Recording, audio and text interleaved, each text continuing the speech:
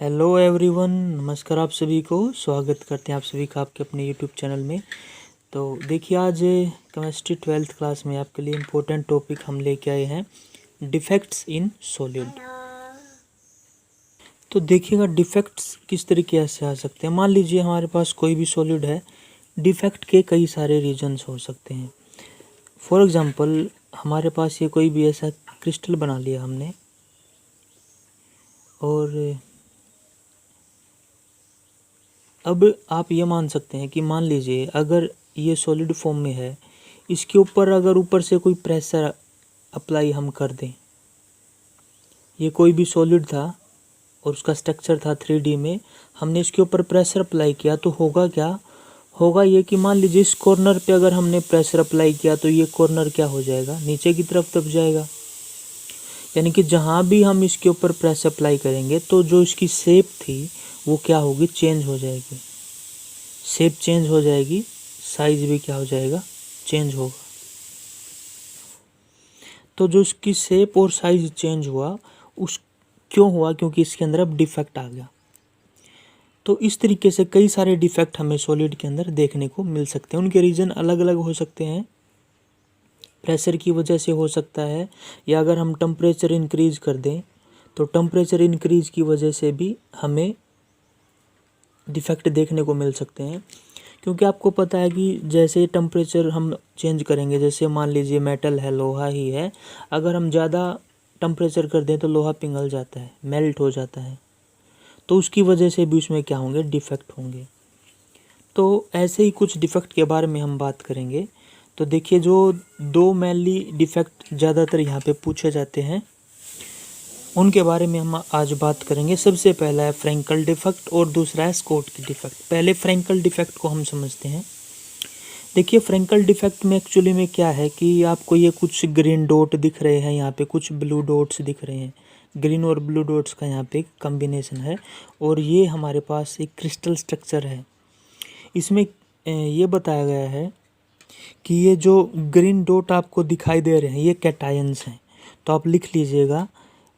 और ये आपको आयनिक कंपाउंड में ही देखने को मिलते हैं। आयनिक कंपाउंड में आप जानते हैं कैटायन और एनायन आपको देखने को मिलेंगे।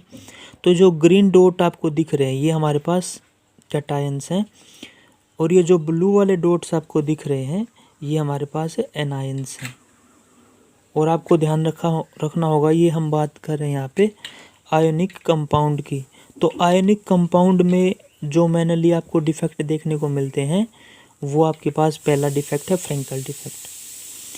आयंस है ये ग्रीन वाला कैटायन, ये ब्लू वाला anion, cation anion, cation anion, इस तरीके से यहाँ पे लेयर्स बनी हुई हैं। अब होगा क्या इस डिफेक्ट में कि हमारे पास जो स्मॉलर आयन होता है, आप जानते हैं कैटायन और एनायन में जो कैटायन है उसका साइज कम होगा, स्मॉलर आयन होगा हमारे पास कैटायन।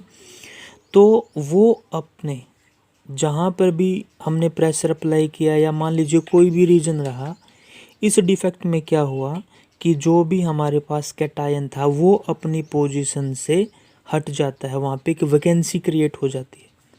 यानी कि देखिए, पहले यहाँ पे ये ग्रीन डॉट था, यहाँ पे हमारे पास कैटायन था, और ये अपनी जगह से चला जाएगा। और कहाँ पर चला जाएगा, इंटरस्टेशियल साइट, यानी कि क्रिस्टल के ऊपर आ जाएगा।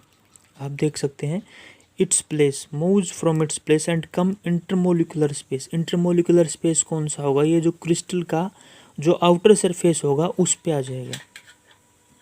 यानी कि जब किसी भी क्रिस्टल लैटिस में से कैटायन किसी भी रीजन की वजह से, प्रेशर की वजह से या टेम्परेचर की वजह से अपनी पोजीशन को छोड़ देगा। देखिएगा, ये जो ग्रीन आपको यहाँ पे दिखाई दे रहा है ये एक्चुअली में यहाँ पे था, इस जगह पे था, और यहाँ से ये रिमूव करके इंटरमोलिकुलर स्पेस पे आ गया, जिसकी वजह से यहाँ पे एक वैकेंसी क्रिएट होगी। और ये अपनी जगह से अगर यहाँ से चला जाएगा तो डेफिनेटली ये जो क्रिस्टल था इसका स्ट्रक्चर भी क्या होगा, बिगड़ जाएगा। ये जो डिफेक्ट होगा इसको बोला जाएगा आपका यहाँ पे फ्रैंकल डिफेक्ट। तो फ्रैंकल डिफेक्ट में आपने क्या याद रखना है, smaller ion cation will loss its position and will comes on the intermolecular space.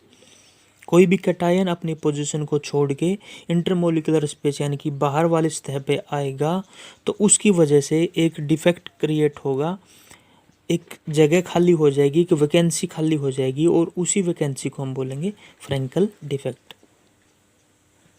तो आई होप आपको फ्रैंकल डिफेक्ट क्लियर हुआ होगा। अब इसके बाद हम बात करेंगे यहाँ पे एक डिफेक्ट और है, स्कोट की डिफेक्ट। चलिए देख लेते हैं स्कोट की डिफेक्ट क्या होगा। तो स्टूडेंट यहाँ पे आप देख सकते हैं कि उसी तरीके से ये हमारे पास कोई भी आयोनिक कंपाउंड है और एक मिनट के लिए आपको ये हम बता देते हैं कि ये जो फ्रैंकल डिफेक्ट था ना, ये आपको देखने को मिलता है जिंक सल्फाइड और ये आपका है सिल्वर क्लोराइड। तो जिंक सल्फाइड और सिल्वर क्लोराइड में आपको फ्रैंकल डिफेक्ट देखने को मिलता है। आप जानते हैं ये आयंस बनेंगे पॉजिटिव नेगेटिव, यहाँ पे पॉजिटिव और ये नेगेटिव। तो कौन सा रिमूव होगा यहाँ पे, हमने आपको बताया था कैटायन, तो Ag रिमूव होगा स्ट्रक्चर से, AgCl में से, तो वो बन जाएगा आपका फ्रैंकल। चलिए अब स्कोट की डिफेक्ट की और बात कर लेते हैं। तो स्कोट की डिफेक्ट में देखिए उसी तरीके से हमने दिखाया है कि ये जो ग्रीन वाला है ये कैटायन है, ब्लू वाला ये आपका एनायन। कैटायन एनायन इस तरीके से यहाँ पे हमने बना रखे हैं। एक बार लिखना चाहो तो लिख लीजिए, ग्रीन है कैटायन और ब्लू है ये आपका एनायन। कैटायन एनायन इस तरीके से आयनिक कंपाउंड है और आयंस की फॉर्म में ये क्रिस्टल बना हुआ है। अब उससे पहले हमने ये देखा था कि फ्रैंकल में कौन डिस्प्लेस हुआ था, कैटायन।